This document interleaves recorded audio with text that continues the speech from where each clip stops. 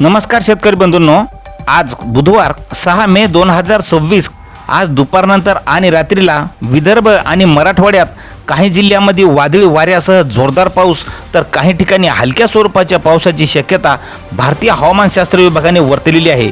याचे विशेष कारण म्हणजे दक्षिण मध्य प्रदेशापासून ते बिहारपर्यंत हवेचा कमी दाबाचा पट्टा सक्रिय असल्यामुळे पावसाला पोषक वातावरण तयार होऊन आज दुपारनंतर आणि रात्रीला अनेक भागामध्ये पावसाची शक्यता वर्तवण्यात आलेली आहे।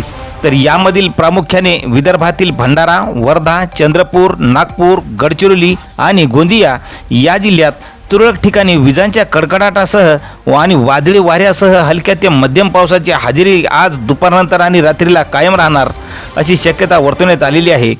तर मराठवाड्यामध्ये पावसाचा अंदाज म्हणजे नांदेड, लातूर आणि धाराशिव या जिल्ह्यामध्ये तुरळक ठिकाणी विजा आणि वादळी वाऱ्यासह हलक्या पावसाचा अंदाज आहे।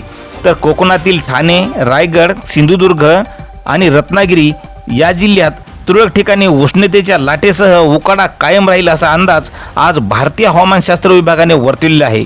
तर मित्रांनो, हे पावसाळी वातावरण तुरळक भागात पुढील 2 ते 3 दिवस कायम राहील आणि पुन्हा एकदा अंशतः ढगाळ वातावरण राहील अशी शक्यता हवामान खात्याने वर्तवलेली आहे।